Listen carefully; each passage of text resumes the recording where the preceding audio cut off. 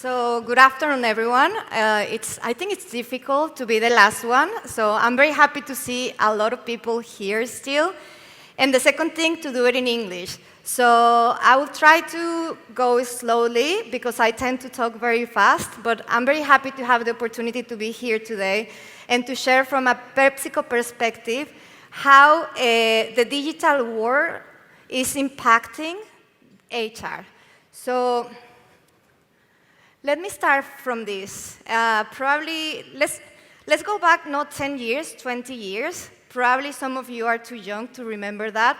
But 20 years ago, there were not mobiles like the one they have today. There were not a lot of technology like the one that we have today. And a lot of things have changed since then. Then if you think 10 years ago, smartphones started to become more popular, and actually, smartphones started to change a lot of things in terms of digitality. So the way you travel, the way you date, the way you do shopping, all those things, even the photos, social media, etc., all those things started to change when the smartphone came alive. So if you think about then the way the change has happened over the last few years, it's been exponential. Especially over the last 10 years, there have been so many transformations that the companies, the organizations like PepsiCo, the leaders, the workforce, are not prepared to cope with this pace of change. And that becomes a challenge for many organizations, especially the ones that are not into technology, to adapt and to ensure that they are integrating what is the technology, the digitalization, and all these activities into their agenda.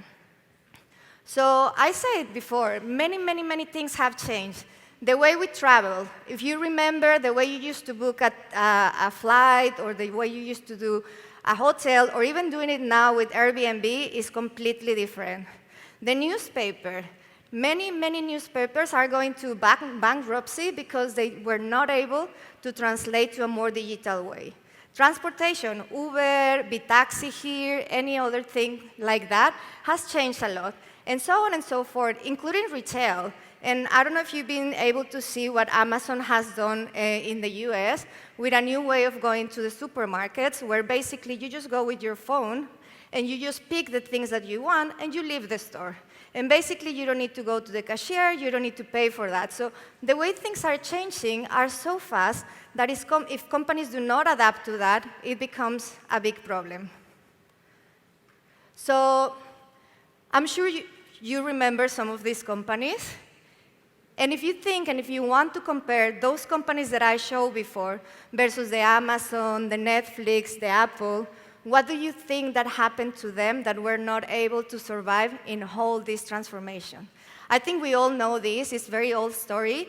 But basically, they were not able to scan the external environment.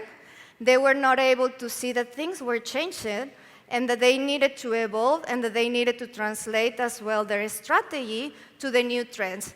And then that's the main reason why they are not here today, but you still have some companies like Amazon or Apple that have been for a long time there, but they were always able to renew themselves and to improve during these years.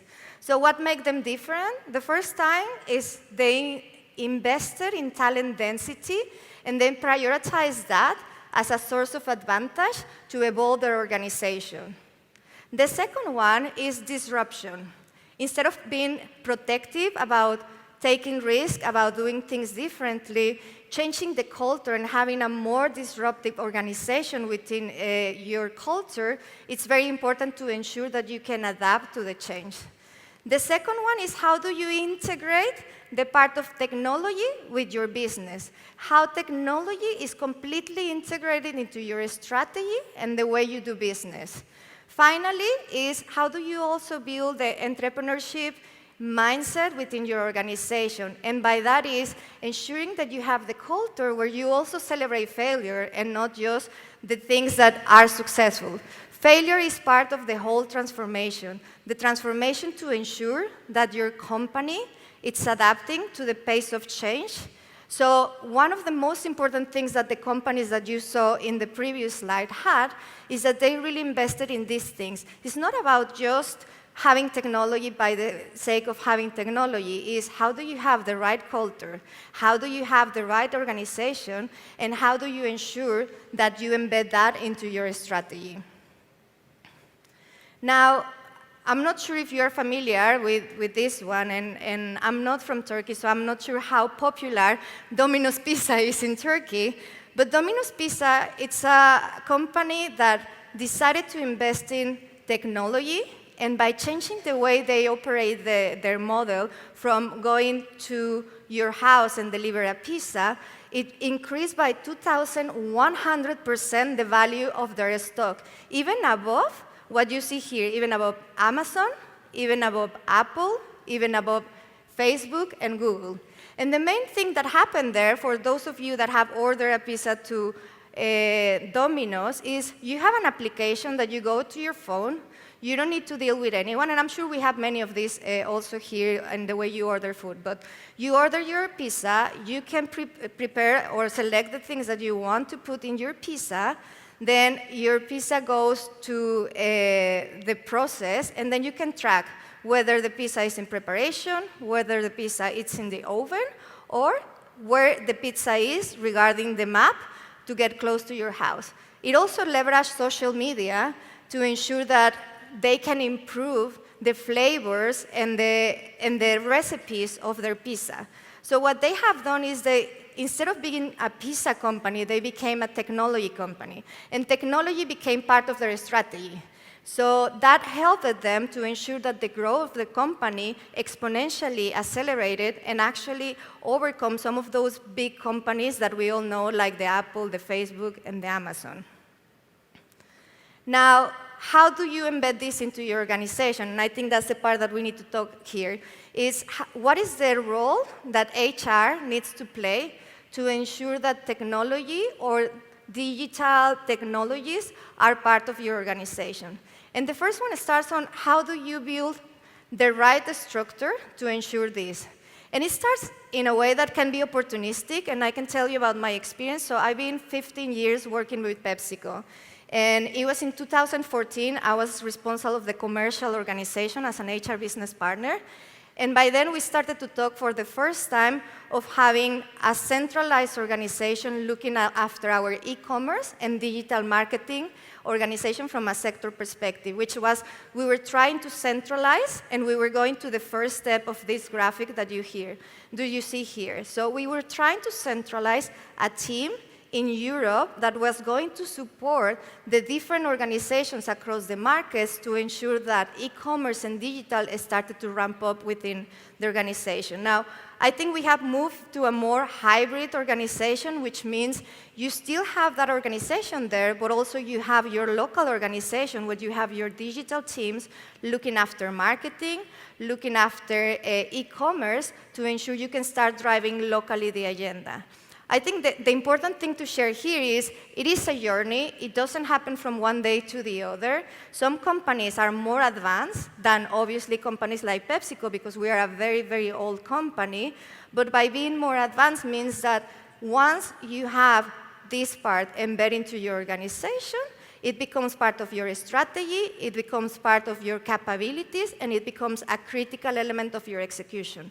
So depending on each type of company, depending on each type of market, because also the markets are more advanced or less advanced, is how you start working on how do you build the right organization to embed the technology and digital into your systems, into your strategy, into the way you work, and into your culture.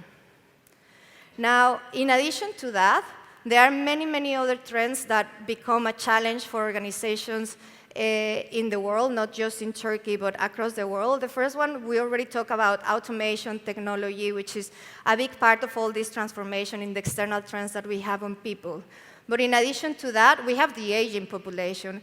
And by having the aging population is then how do you adapt these organizations to ensure that they can balance between the new generations coming and the ones that probably are going to be working for a longer period of time than what we're currently doing. The second thing is a skills mismatch. We say change is exponentially growing, And by changing exponentially, you end in a situation where probably you're not going to have the people that will help you to drive your business in the future. And you all know the things that we used to do in the past are probably very different as we are doing it today. And many of the things that people are doing in university today in terms of their studies may not be what we will need in 20 years from now. So for those of you that have children, you probably will see that what they will be doing in the future is not related at all to what we are currently doing today.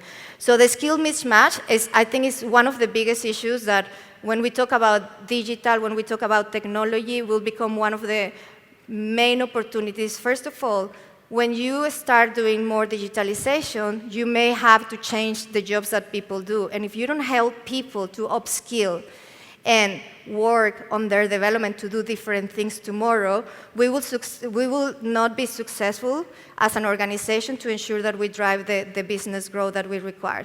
The second one is urbanization. And this goes to, if you're going to start embedding technology within your organization, then how do you work in more flexible ways of working or different locations for working, and what do you invest on there?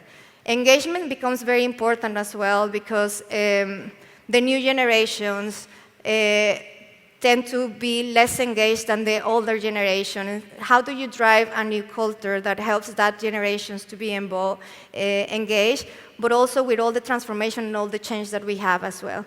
And finally, the part of being responsible, not just socially responsible with the environment, but also being responsible with the people that we bring into the organization.